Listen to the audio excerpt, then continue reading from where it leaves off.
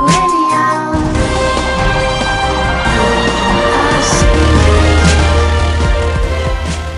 buenas noches, queridos televidentes, bienvenidos al canal 91 y a una nueva edición de Señal Andina. Ella es María Antonia y yo soy Alejandra. El día de hoy, en conmemoración de la Constitución del 91, les haremos un especial sobre nuestro Estado colombiano. Así, en esta edición nos enfocaremos en el Estado Social de Derecho, el cual contribuyó a lo que hoy conocemos como el Estado colombiano. Para hacer esto, haremos un recorrido en los diferentes tipos de Estado que contribuyeron a la creación del Estado Social de Derecho. En estos estuvo el Estado liberal clásico, el marxismo y el Estado benefactor. Para comenzar, el Estado liberal clásico, en este es importante la protección de las consideradas libertades civiles, el derecho al voto, a la propiedad y a la libre expresión, en los cuales los individuos conservan siempre su libertad básica de ser dueños de sí mismos.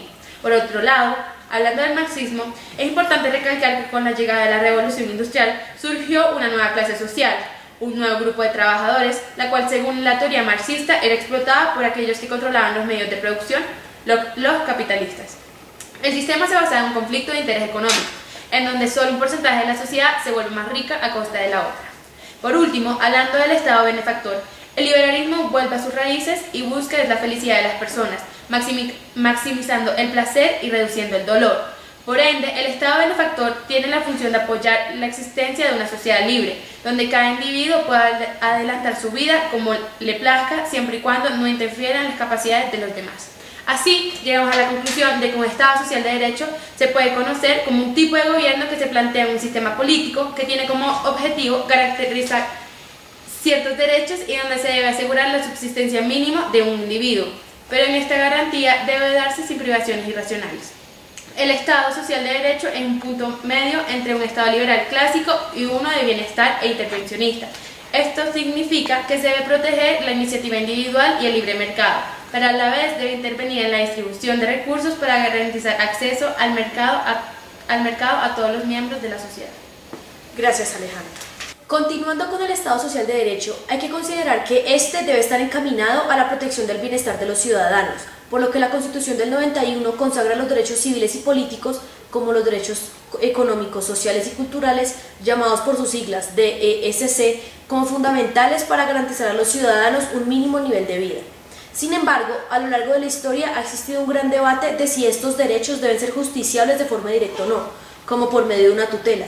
La verdad es que actualmente su satisfacción se realiza de forma gradual y creciente, en el cual todavía existe un gran debate entre economistas y abogados, donde el tema principal es la importancia de estos derechos y el costo que estos generan al país. Por una parte, la Corte Constitucional asumió la posición de que estos derechos son justiciables y merecen respeto. Por ende, la Corte misma ha establecido los siguientes aspectos. La dignidad humana debe ser entendida como un principio fundante del Estado, por lo que posee un valor. La dignidad humana es entendida como principio constitucional. La dignidad humana es entendida como derecho fundamental autónomo. Además, se le atribuye a la dignidad humana la característica de ser un derecho protegido por cuanto incluye la libertad, poder vivir como se quiere, vivir sin humillaciones, etc. Muchas gracias, María Antonia. Ahora vamos con María Isabel en la otra sección. María Isabel, buenas tardes. Gracias, Alejandra. Continuando con el tema, hay que tener en cuenta de que cada uno de los estados ha nacido a partir de diferentes controversias. Para el Estado Social de Derecho, la controversia es que en muchas ocasiones es difícil definir si estos derechos deben o no ser justiciables de forma directa. El problema yace cuando se debe definir en qué momento se está vulnerando un derecho fundamental de una persona y en qué medida el Estado debe intervenir para garantizar dichos derechos a los ciudadanos. Un ejemplo es el hecho de no tener acceso a una vivienda digna, educación o seguridad social, en los que se presenta un claro incumplimiento de los DESC, pero tales derechos no son justiciables, sino que vienen definidos como objetivos o metas hacia los cuales el Estado debe dirigirse. Sin embargo, en este punto es donde actúa la Corte Constitucional, pues para ella los DESC no son simples objetivos, sino obligaciones que el Estado mismo debe cumplir. Claros, son obligaciones limitadas y aplican en casos de extrema urgencia. Para solucionar esta controversia, la Corte Constitucional aclaró que los DESC deben ser justiciables cuando tienen un carácter claramente prestacional. Es decir, son considerados fundamentales por expreso mandato constitucional. Por consiguiente, los derechos fundamentales de carácter prestacional cuentan con un doble sentido. Por un lado, un núcleo esencial mínimo que otorga al individuo derechos que puede exigir sin ningún problema, y por otra parte, un conjunto de prerrogativas que deben ser definidas por el Estado en base de la disponibilidad del presupuesto nacional. Muchas gracias. Muchas gracias, María Isabel. Ahora vamos con nuestro corresponsal Sebastián, que nos va a ayudar a concluir este tema. Vamos contigo, Sebastián. Muchas gracias, Alejandra, María Antonia. Para terminar sobre este tema, en Colombia, la Corte Constitucional ha logrado establecer una compenetración entre los derechos fundamentales y los derechos económicos, sociales y culturales.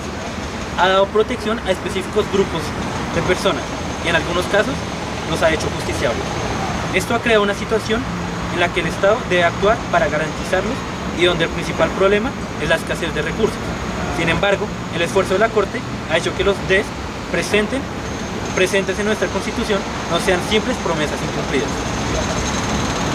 Muchas gracias, Sebastián, y esto ha sido todo por hoy. Agradecemos a nuestros televidentes por vernos y los esperamos en la próxima edición de Señal Uniandina.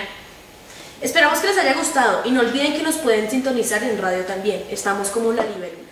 Por favor, síganos en Facebook y en Twitter como Señal Uniandina /Canal 91. Gracias.